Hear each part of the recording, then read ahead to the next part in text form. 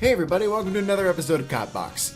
So today what I wanted to focus on is games that I would consider forgotten, or like my deep cuts of games that people don't really seem to talk about or remember as much. I have a handful of games that I grew up with from my childhood that I really loved on the N64 that I wanted to kind of go over and discuss a little bit that I think deserve a little bit more attention or just should have a little bit of time in the spotlight. Now this isn't every single game that I think is a forgotten title or such like that, and I'm sure there are people out there who do love these games, and honestly I'm hoping to reach out to you guys through this video. But I wanted to kind of touch on some of those and the ones that kind of help define me that I have strong memories of growing up and playing.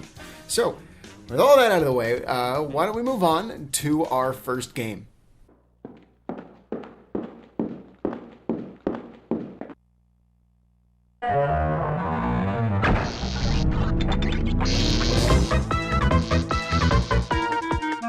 The first game I want to talk about today is Lego Racers. Look, when I was a kid, I loved Lego. I mean, who didn't? It was fun. They had all these little sets and these themes and these designs. You could build anything. I mean, I still got a bucket of it sitting in my closet. So when I saw that there was a Lego game on the N64, I was super excited. I picked it up and ended up really spending a lot of time with it growing up. And while it's not the most impressive kart racer out there, it really did bring some unique stuff to the table. It let you, in true Lego fashion, build your own character and build your own kart, and you could make it look as wonderful or as stupid as you wanted. In fact, I'm gonna make a character here.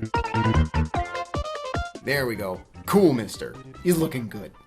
Aside from being able to build your own racer and car, there was a whole, tourney mode that you could do. You would go through championships and race against one key title character, and if you beat them across 4 different races, you would unlock their brick set, so you could do more customizations and build more types of cars. I think that's a really good incentive for playing through the game single player, because the multiplayer, it's only up to 2 people, and this is one of those games where unless someone else really knew it, getting someone to play this game with you wasn't the easiest, because this game does not handle super well. I played it so much as a kid and used to just build a ton of karts, but compared to the insane amount of really good racing games on the N64, kart races or otherwise, this one ranks pretty low on my list.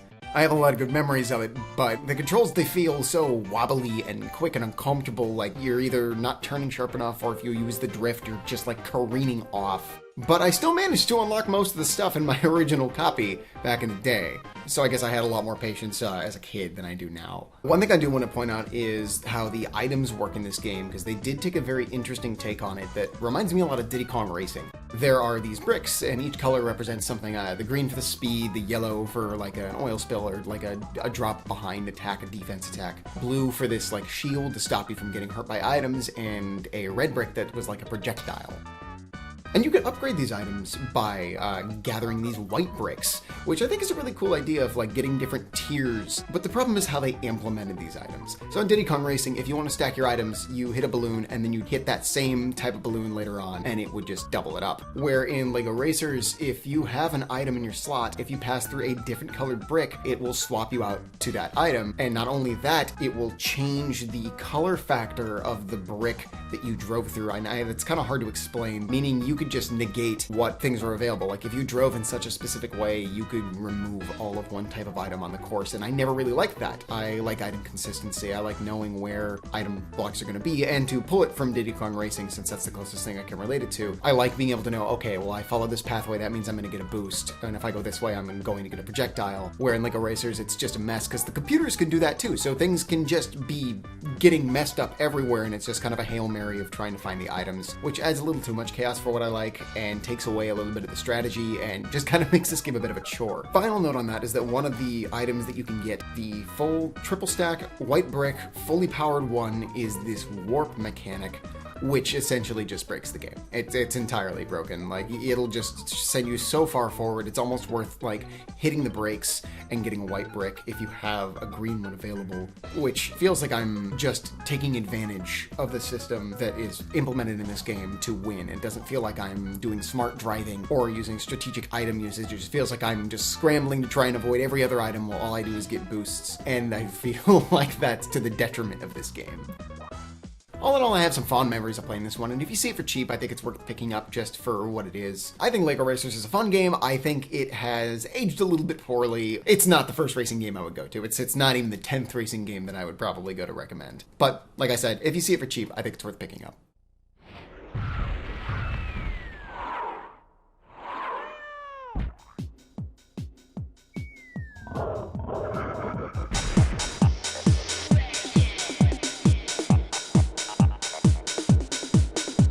Okay, so this one is probably one of my deepest cuts from here in the most, like, when I bring this one up, this is the one that people kind of look at me weird when I'm like, hey, you ever played Iggy's Reckin balls? I don't know, this one, it's something.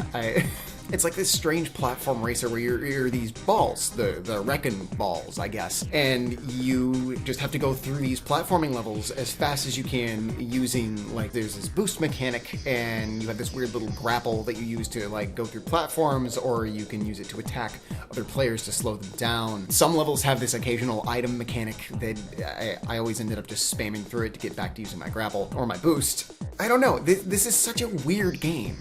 It was made by Acclaim and published with Iguana Entertainment. I don't know if it's the same team members, but Iguana made the Turok games, which are other brilliant titles. This is a really weird one that, to this day, I could probably count on one hand the amount of people I've met who know what I'm talking about when I ask if they've played Iggy's Reckin balls or even heard of Iggy's Reckin balls. When I was prepping for this video, I was making some notes, and I ended up writing down, like, this game did not really age well. It's just kind of a weird one. I wouldn't recommend it. But as I went back to gather proper footage for it, this game is really fun. It's not great, but it's like fast-paced. There's a lot of good movement. If you know how to move your character well, you can really kind of just glide through the levels and reach the end of the race, which ended up being really fun. I played around 10 towers, which is like a course, and it was really fun. I almost started up a second one to keep going because I was just having a good time. It's one of those ones where the best thing you can do with this is pick it up, play it a little bit yourself, but most importantly, like, have a few friends over, and it's a great left field pick to be like, hey, we're gonna play some Iggy's Reckin balls, and they'll be like, what is that? What do you mean? It's like, yeah, no, come on, come play with my balls. This game also has a pretty killer soundtrack that pulls from that 90s sort of intelligent drum and bass sound, which is really fun. That's like one of my favorite type of music from this era of games. I really loved, like, 90s N64 and PS1 drum and bass. It's energetic, it's exciting, I think it matches well with the races, and just gives you something pleasant to listen to while you're playing through the game.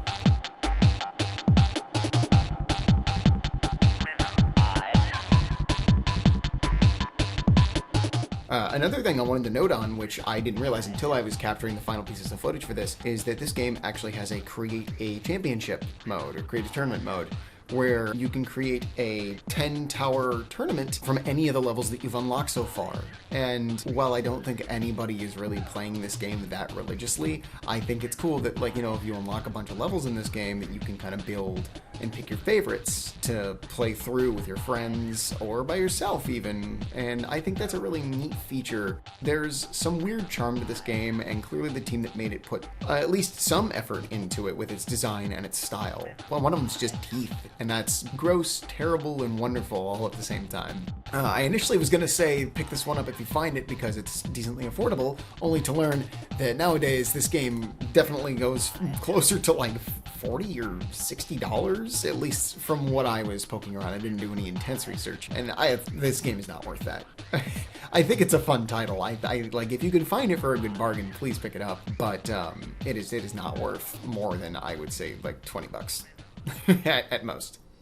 So our next game is a kind of a weird licensed one. How many of you other like Resident Evil? And I'm sure you're thinking, oh yeah, Resident Evil 2. That's not, that's not a forgotten game at all. No, it's not. It's actually like a quite revered game and a shockingly brilliant version of it on the N64. But that's not the one we're here to talk about. We're here to talk about baby's first Resident Evil.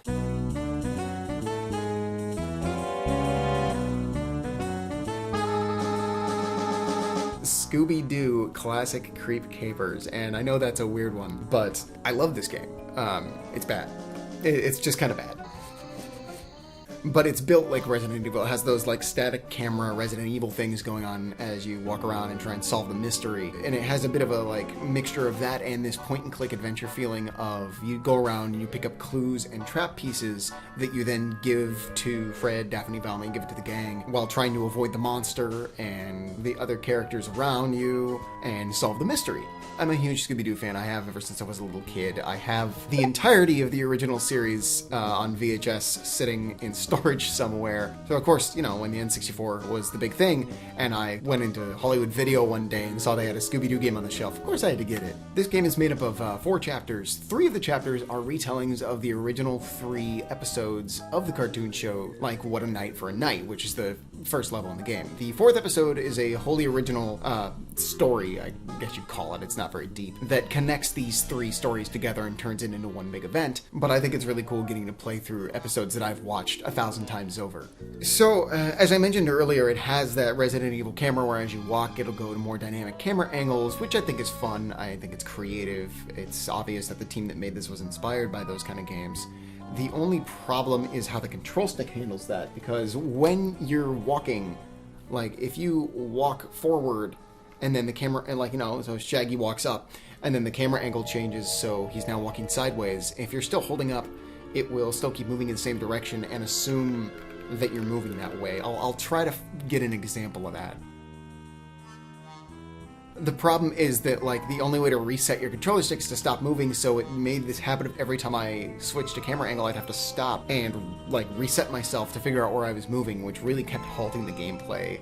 It's probably the biggest flaw that this game has, aside from just a general lack of direction. It doesn't make it very clear what to do with things. It gives you a couple little tips, and then that's it. There's this disguise that you get in the museum where you have to pick up this headdress, and then when you're down there in the Egyptian room, you have to get the knight to walk out of the coffin and start chasing you, only to then pause the game, equip the thing, and then you can do the disguise bit, which lets him walk past and gets you access to another clue. And I don't know, like, I don't think that's an inherently bad idea, it's just that it's not really well explained to you. They never tell you about the costumes or that you need to use them in specific situations.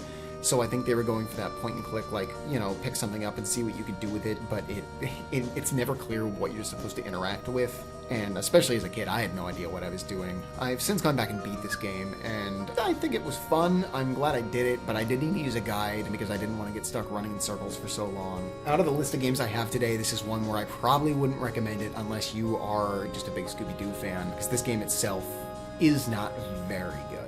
It does get extra points, though, for being one of the few N64 games that has a custom-colored cartridge. I do have a soft spot for that stuff, sort of like the green cartridge on Rayman 2 or the yellow one on DK64. One thing this game does get right, though, is its design visually. For being 3D characters, they really move and walk and run just like Scooby and Shaggy really do. The designs of the levels, like just the artistic direction of them and the music, does feel very Scooby-Doo. You don't feel like you're in this weird game environment, it feels like you're in an episode of Scooby-Doo. I do remember reading, I believe that the team that made this actually worked pretty closely with Hanna-Barbera to get those designs and really make it feel proper. So while the game may not have turned out super great, you can tell that they put in the effort to try and make it feel like Scooby-Doo, and I think that makes it a lot more interesting.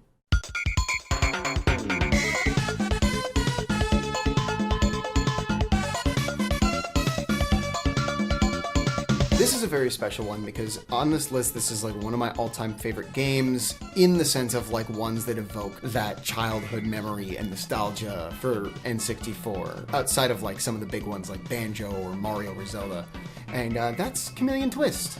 Chameleon Twist is a wonderful little game that came out in 1997 from Sunsoft Entertainment. And in this game, you are a little chameleon who gets transported into this magical world by, I guess, the Alice in Wonderland rabbit for some reason. I don't know, the story's thin, it doesn't matter. It's this tight-knit little game that puts you down there in these levels where you have to use the game's primary mechanic, which is your tongue, to solve puzzles, defeat enemies, collect crowns, and get to the end of the stage. I love this game a lot because it's only got a few levels. You can blow through this game in an evening once you kind of learn how it works, and I think that's a huge piece of why I love it. Is it's not this big daunting, oh, is this platformer worth my time? It's just this little pick up and play, which is fun. I love sitting down and just kind of busting through it. Getting 100% is a little bit more work, but I don't necessarily recommend going for that. I think it's kind of just a fun playthrough to do. It feels more like an idea than a full fleshed out game, but the idea that's there is really solid. The tongue mechanic is really cool. You can use it to spin on things, you can use it to pick up enemies, you can use it to vault yourself, you can use it to like swing on stuff. Like, it's implemented in such a cool way, and it's one of the most unique takes I've seen on how to do this. It makes me think of something like, oh, I'd really like to see that sort of mechanic in like a Yoshi game. And while those moves aren't super complex, it's really fun to master them and kind of learn what you can do to manipulate your way around the level, to get those extra crowns and find all the little secrets that are hidden around. And there's not too many. The only real secrets are there's some extra crowns to pick up, which if you collect every single crown, you get like a bonus or something like that. It's not anything super big. This is the one out of all of these that I probably have the strongest memories of playing growing up and holding it so close to my heart, because it's the perfect example of the kind of games I'm talking about today. It's a small, quaint little platformer that most people haven't heard of, that isn't too special, but it's got a lot of charm. It's got a lot of great visual design. The mechanics behind it are pretty solid and really fun to use. The challenges can get a little bit frustrating, but again, like, it's such a short game, it's really easy. It's one I would just recommend that you just pick it up, sit down, and play through it over the course of a day. And you can get it for a decent price too. If you know where to look around, you can find it for around $20 to $30, which I think is totally worth it. So keep your eyes out for it, you know, next time you're at a convention, or maybe at a retro game store, or I mean, just prowling on eBay. Keep an eye out for Chameleon Twist.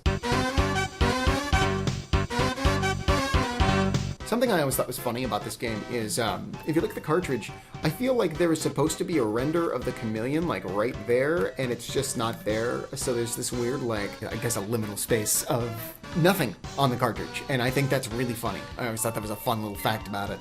This game also had like a little time trial mode that you could do these little training challenges, which help you kind of understand how the mechanics work with the tongue. And I really loved trying to get a high score on some of these. One of them I've worked on very particularly. I've actually played it on stream a little bit, trying to work on my time. Because you could go through and play this level normally, what you're seeing right now, of just, oh, and ta-da, look, it's done. It's a fun little challenge, but like, you can see my best time is around 4 seconds. Because if you stand in just the right spot and use just the right moves to try and skip certain parts of it, you can finish the challenge really, really fast. And I'm always challenging myself to try and beat my own time. For those of you who are Chameleon Twist fans and who do love this game, can you beat my time? The game did have a sequel, Chameleon Twist 2, which I like considerably less. I feel like they picked up on a few things that they could have cleaned up, but they kind of missed the mark on what to change. It does have new mechanics, like being able to stick your tongue to the wall to attach yourself, which I think is cool, or like the umbrella gliding mechanic, which I think is really fun to use. I don't love that they changed their design to look more like normal chameleons, but that's more of just personal bias of I love the weird little rounded heads of the original game. And to be fair, they kept that look in the Japanese version of Chameleon Twist 2, which I would show you, but I haven't procured a copy yet. I have the Japanese version of the first one. It's a work in progress. At some point, I do want to sit down and get into these games a little bit more properly, because I think there's some interesting stuff there between like region versions and just the general angle that this series went. But I'm going to save that for a later video when I can spend a little more time getting into it. It's so fun to look into games that we may not remember as much these days because it's just been so much time and there were these smaller titles. Like, I'm sure there's some other diehard fans of these games out there, and hey, I'm right there with you. So it's really fun to kind of go back and look at these and give them the praise that I think they deserve, to their own extent. Because again, some of these, they're not perfect. So let me know, do you have strong memories with any of these games? And what's your forgotten title? What's the title that you grew up with that you think kind of fell by the wayside that deserves more love?